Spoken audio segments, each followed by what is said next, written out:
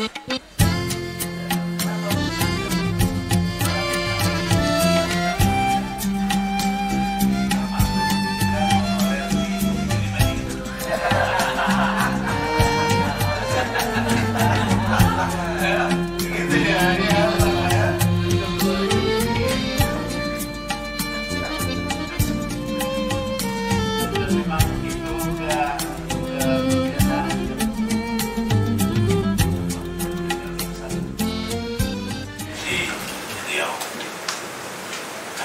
kita dengan RTP kita juga udah baca-baca ini dan tolong diekspos saja Pak. Itu eksposnya ya ekspos, terus nanti juga kita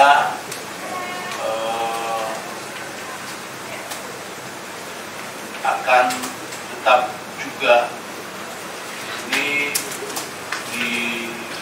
baik di perubahan ataupun di murni kita bicara dan tentu nanti akan sampai kepada perubahan terkait dengan bahwa informasikan juga sama kita atau sama Pak Kemudian kegiatan-kegiatan mana yang bisa menjadi terkomodir Komisi 5. Nah nantinya tentu ini memang sudah ribuan kita berikan Pak. Jadi ketika ada buah PPAS sudah ada di dalamnya.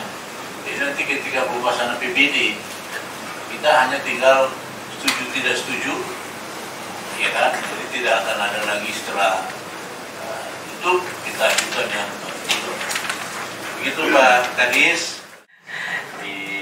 Dinas yang baru yaitu Dinas Tenaga Kerja dan Transmigrasi Provinsi Riau. Jadi tidak ada salam pembuka, salam olahraga lagi Pak.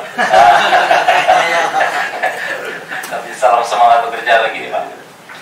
Dan juga diikuti juga Pak ada perubahan rotasi di tingkat pejabat struktural juga. Yang pertama kami perkenalkan Pak Heru selaku Sekretaris Dinas ya.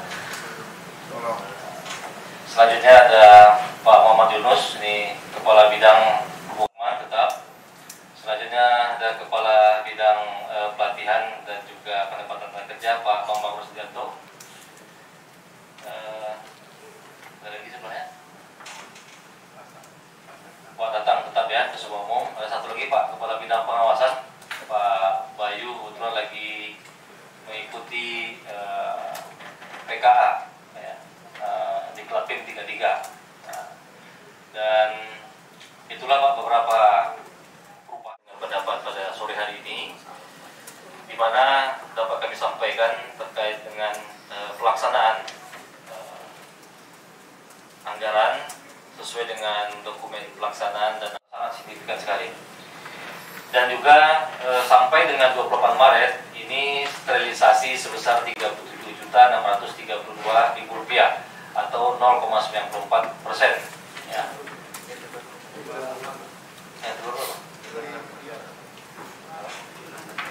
Mohon maaf. Ini data terakhir yang kita dapatkan ini sebesar Rp56.688.000 atau 1,42%. Yang terdiri dari redistribusi penyewaan bangunan kantin ini masih nihil. Terus yang kedua untuk DKPDK ini sebesar Rp56.688.000 atau 1,42%. Dan DK ini, selanjutnya yang kedua kita juga secara masif langsung melakukan sosialisasi ke perusahaan-perusahaan. Nah, ke perusahaan-perusahaan yang sudah kita lakukan pertama kemarin ke PT RTP, ini kita sudah mendapatkan informasi yang selama ini untuk baik izin penggunaan tenaga kerja asing maupun juga untuk perpanjangan itu masih dilakukan atau pembayarannya kepada pemerintah pusat Pak. Nah, pemerintah pusat. Dan tentunya kita dengan sosialisasi Perda nomor 4 2023 dan juga dana tugas pembantuan Dinas Tenaga Kerja mendapat alokasi APBN sebesar Rp77.414.000 sebanyak 1 dipa. Dari total pagu anggaran sampai saat ini masih nihil Pak, karena proses administrasi dan juga proses pejabat yang akan mengikuti untuk sertifikasi pengadaan barang dan jasa. Itulah ya di master plan. Karena dulu ada master plan-nya tapi Kabupaten Lokahulu. Kita kalau untuk dana dari Kabupaten Lokahulu kita bisa review. Jadi kita buat kembali dengan dana APBD provinsi, yaitu di master plan dan DIT ini Pak. Saya pikir ini kan 17 juta harus dilelang karena tempat-tempat lain semua daripada di katalog, pokoknya itu harus dilelang ya. Tempat lain masih lihat rezeki itu udah di katalog aja Pak, ya kan? Pembangunan sekolah dan pendidikan miliar aja sudah pakai katalog. Rupanya kalau ini nggak bisa katalog ya. Kayak saya mumpung ingat Pak Luman, jasa Pak Luman kepada warga Pekanbaru, karena banyak sudah ahli bikin kue. Program Pak Luman. Iya kan? Dan ada belasan orang, ya, ada belasan orang yang bikin kue yang dari konstituen saya. 10 sekarang menjual apa Pak? Takjil. Dan kuenya itu kue yang dipraktekkan oleh anak buah Pak. Ya. Dan ada juga karena program untuk kecantikan itu lurahnya masuk penjara Pak. Ini yang tersendat. Iya. Jadi gini Pak, ini lurah Tanjung Lu. Ini kan salon Pak. Jadi lurahnya ini apa yang diurusin transmigrasi Pak? Tadi iya, apanya? Kami penasaran.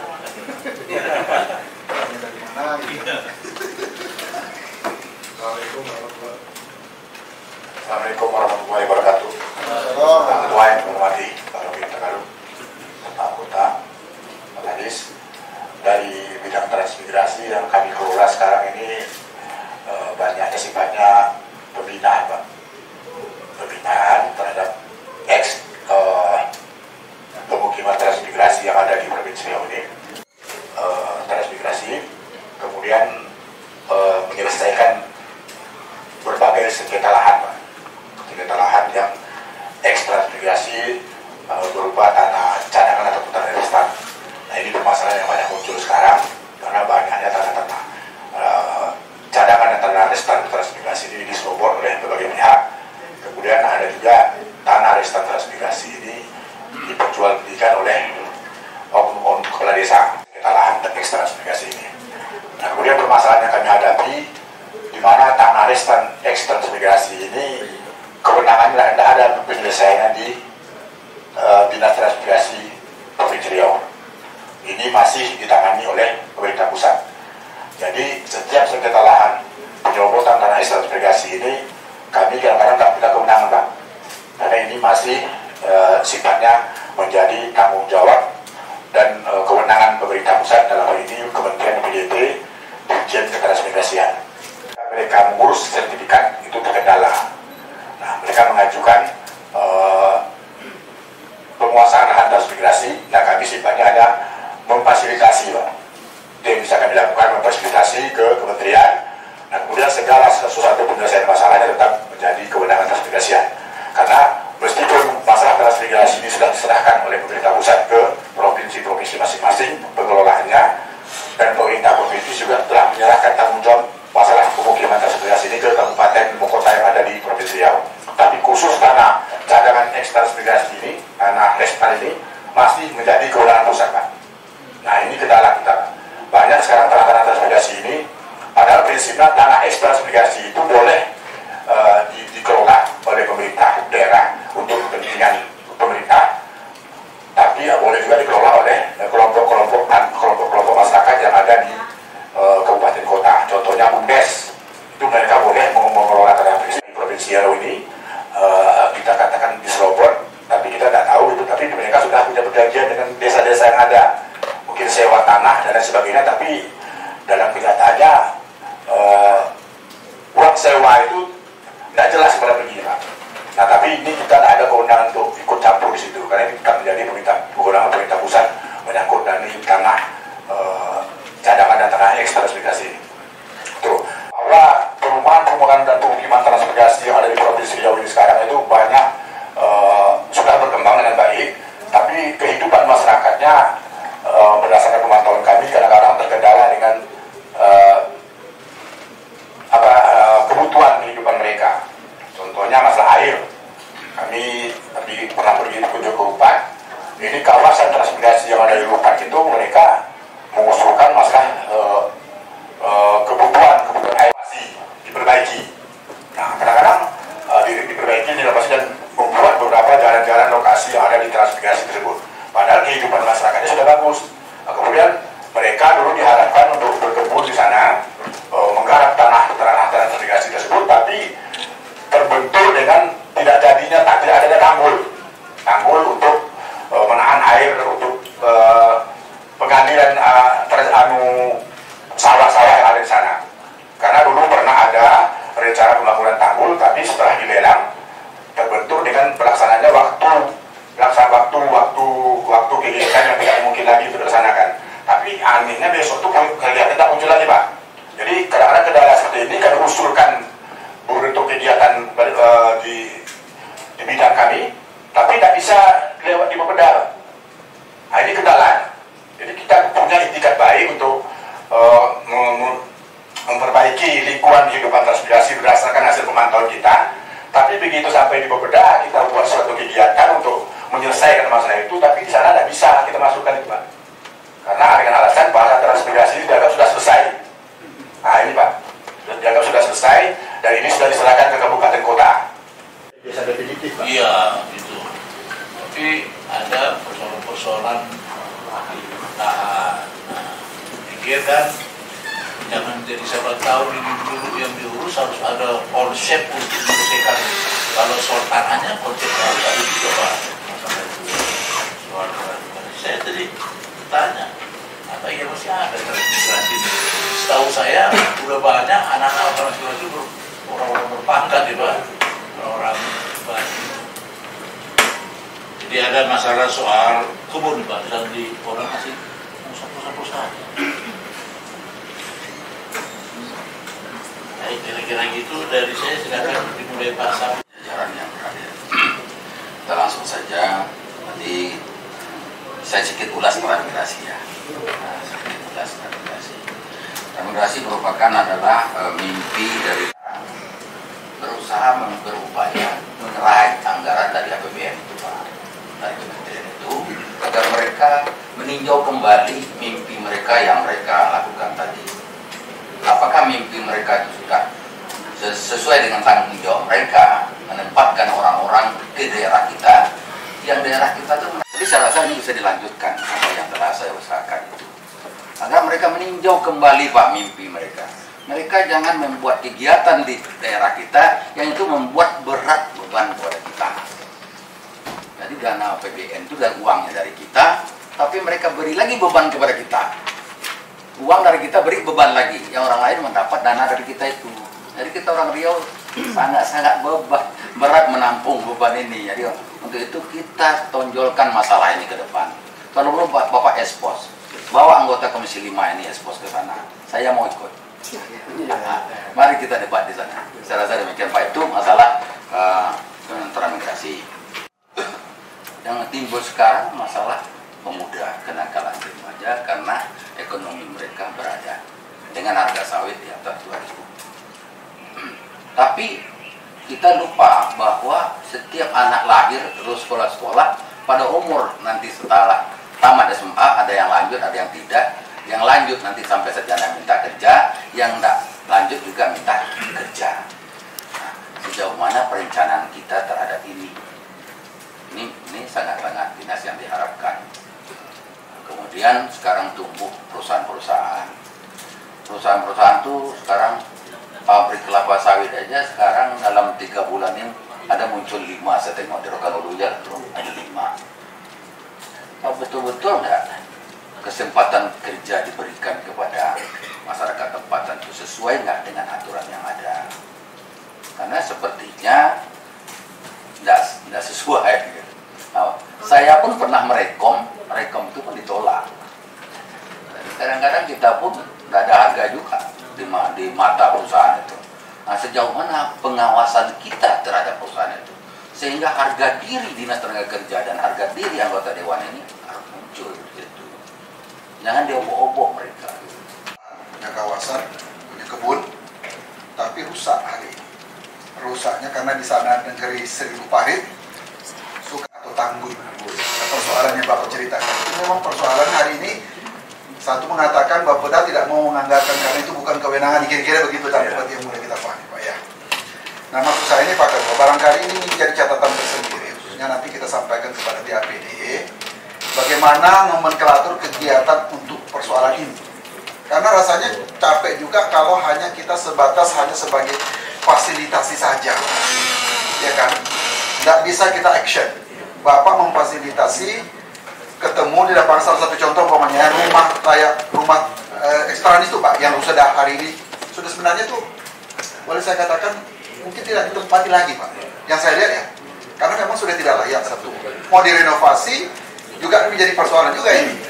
Yang kedua, infrastruktur ke sana wilayah perkebunannya, kalau kita kaitkan dengan program yang Bapak juga nggak mampu kan Pak. Jadi waktu itu saya pernah ke sana tuh Pak, ada kegiatan sosialisasi ketemu dengan masyarakat. Ini menjadi keluar Pak. Apa gunanya ada tenaga kerja transmigrasi kabupaten dan provinsi Pak? Kalau kami ini hanya datang, dilihat, ditanya-tanya, setelah itu pergi. Ini susah juga saya menjawabnya. Tapi dikaitkan dengan tadi Bapeda nggak mau lagi karena dianggap transmigrasi itu sudah tidak ada lagi. Tapi kalau tidak ada, kenapa ini ada? Ya kan kembali ke TSOTK OPD kita nih jelas mengamanahkan juga tentang ini. Maksud saya Pak Ketua, mungkin perlu ada catatan tersendiri, rekomendasi ke Pak Gubernur TAPD dalam hal ini, nanti kaitannya ke Bapeda, supaya program kegiatan nomenklatur transmigrasi dalam hal itu bisa juga. Jadi bisa dia melakukan pengawasan, evaluasi, kemudian dia juga bisa ngambil actionnya Pak. Karena ada solusi ya, jangan coba-coba lagi, kira-kira begitu. Artinya di tahun 2024 bisa dipastikan tidak akan ada lagi. Tapi yang menjadi persoalan hari ini, apakah tanah yang dijual oleh oknum ini adalah tanah yang perorangan KK itu yang 2 hektar, atau yang tadi yang Bapak katakan itu yang apa namanya cadangan ekstra itu tadi.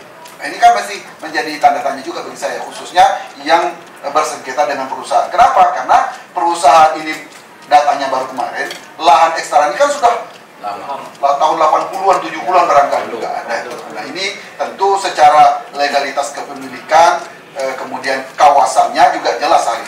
Apalagi kalau kita bicara umpamanya kawasan hari ini Pak, mungkin di Riau ini tidak sedikit lahan ekstran itu berada dalam kawasan Pak. Banyak kita temui. Nah, kalau ini berbenturan berkasus dengan perusahaan, kenapa bisa Pak? Sementara perusahaan juga kan nggak boleh juga mengeksploitasi di kawasan hutan. Nah, ini menjadi tanda tanya juga kita, kan begitu Pak. Kenapa ini harus diselesaikan juga? Kan tinggal diserahkan aja pemerintah pusat bahwa perusahaan si A berada di dalam kawasan. Kalau dia mengatakan ini dulu ekstran, nah ekstran ini memang dari dahulu sudah awal sudah datang. Jadi koordinasinya ke pemerintah pusat seperti apa? Yang kedua dengan pemerintah daerah sendiri, misalkan kabupaten kota kan masih ada juga transmigrasinya, termasuk menyangkut tentang tadi itu Pak Ketua, menyangkut tentang rekomendasi untuk evaluasi terhadap nomenklatur program dan kegiatan yang ada di bidang tenaga transmigrasi ini. Karena kaitannya upaya yang apa yang harus dilakukan. Bukan MOU dengan dunia usaha yang ada di sekitar kita dalam rangka membuka perluasan tenaga kerja dengan cara membuat magang kerja dalam negeri. Itu dalam pikiran saya gitu. Oh, butuh dana, bapak-bapak butuh dana. Bagaimana memberikan katakanlah uang saku kepada peserta magang? Ya kita alokasikan anggarannya di sini gitu loh. Jadi tidak kita bebankan kepada dunia usaha itu.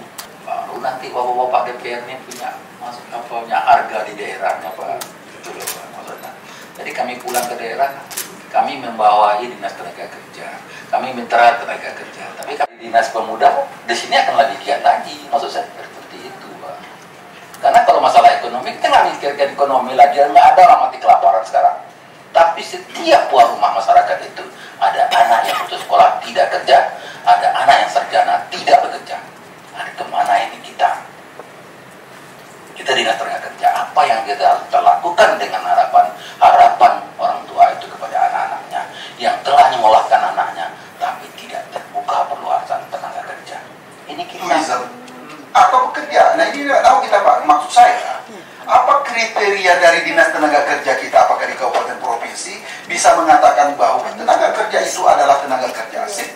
Kriterianya apa? Apakah yang memang betul-betul 1 bulan full atau berdasarkan izinnya, atau seperti apa? Karena itu terjadi, Pak. Dia datang umpamanya hari Sabtu, Senin, sampai hari Jumat, Kamis. Hari Jumat mereka pergi, Pak. Nanti Senin datang lagi. Nah sekarang ini terpantau nggak kita apakah dia tenaga kerja asing atau tidak? Karena saya khawatir dia itu masuk sebagai turis, tapi dia datang ke perusahaan, Pak. Ini kan di luar dari pantauan kita nih, Pak. Ini kaitannya dengan kompensasi tadi itu, Pak. Retribusi maksud saya. Apakah ini nanti terpantau oleh Satgas DTKP kita sebagai tenaga kerja atau tidak sama sekali? Nah kalau tidak, ini kan sayang, Pak. Artinya ini kan potensi, Pak. Nah potensi yang ada ini hari ini kita katakanlah di sini ada 4 miliar. Ini kan berdasarkan dari data yang kemarin, Pak. Saat ini dari Dinas Tenaga Kerja ke industri itu sifatnya himbauan ya, Pak, ya, untuk memegangkan. Jadi kalau kita lihat memang, Pak, ini setiap tahun ada SMK, ada perguruan tinggi yang terus menghasilkan lulusan-lulusan yang semuanya mungkin tidak akan tertangkap di industri yang ada. Jadi memang salah satu cara bagaimana kita atau bagaimana pemerintah Provinsi Riau dalam hal ini Dinas Tenaga Kerja bisa tidak hanya himbauan, Pak, untuk magang ini, karena memang dengan magang ini calon pekerja ini atau lulusan-lulusan yang baru ini mereka langsung training di situ. Saat magang itu training. Nah yang kita dengar memang saat ini Indah Kiat sedang membuat program magang. Mereka masuk ke kampus-kampus yang ada di Riau, termasuk di tempat kita di UIR. Nah itu lulusan baru mereka rekrut kerjasama dengan universitas, tapi memang mereka yang seleksi, Pak. Jadi diadakan assessment, begitu lulus mereka akan magangkan selama 1 tahun. Dan kami kira 1 tahun itu cukup untuk mereka belajar bagaimana di industri. Buka kesempatan bagi lulusan-lulusan kita lokal di Riau ini bisa direkrut langsung menjadi tenaga kerja di perusahaan-perusahaan. Jadi mungkin kalau bisa, apakah sejenis peraturan begitu, Pak, peraturan daerah yang kita buatkan ketua, supaya perusahaan-perusahaan yang ada di Riau itu tidak hanya himbauan dari Dinas Tenaga Kerja, tapi memang wajib perusahaan-perusahaan yang ada di Riau bisa membuat program magang. Mungkin perlu nanti kita akan lebih bertajam lagi nih, Pak, masalah tusinya. Karena memang satu sisi dia berada di pusat, tapi satu sisi juga pemerintah provinsi ini kan diwajibkan untuk melakukan pengawasan juga. Ketika ada persoalan harus diselesaikan di pusat. Ketika persoalan harus diselesaikan di pusat, gitu, Pak. Memang dalam pembiayaan atau anggaran ini ada kegiatan, Pak, yang dianggarkan memang untuk kegiatan perjalanan di. Persoalan ini sekarang adalah ketika perumusan kebijakan itu tidak bisa diambil keputusannya, harus tetap langsung ke pemerintah pusat, jadi Pak. Ini kadang kita rumuskan kembali, menurut saya, Pak, harus bukan dengan terutama ini kan masih itu kita bisa raih, apakah itu lewat mandiri kita berinisiatif kepada perusahaan-perusahaan di Riau, bahkan juga ke kementerian, Pak. Nah, karena kami menilai hasil dari magang ini hasilnya cukup baik, Pak. Karena dari sekian peserta yang kita ketika di Bapeda juga dianggap transmigrasi itu selesai, gitu, Pak. Iya, tapi satu sisi di dalam tusi kita itu masih ada perumusan kebijakan dan pengawasan terkait dengan bidang ketransmigrasian, Pak. Mungkin saran masukan saja, Pak. Nah, jadi karena kita kemarin waktu yang batch yang keempat itu, tahapan yang keempat, yang saya ambil sampel adalah salah satunya memang dia anak Riau, Pak. Dia SMA 8, kuliah di UGM, tapi lolos dia magang di PAR. Ada anak yang putus sekolah tidak kerja, ada anak yang sarjana tidak bekerja. Nah, kemana ini kita? Kita Dinas Tenaga Kerja, apa yang kita lakukan dengan harapan orang tua itu kepada anak-anaknya yang telah mengolah anaknya, tapi tidak terbuka peluasan tenaga kerja.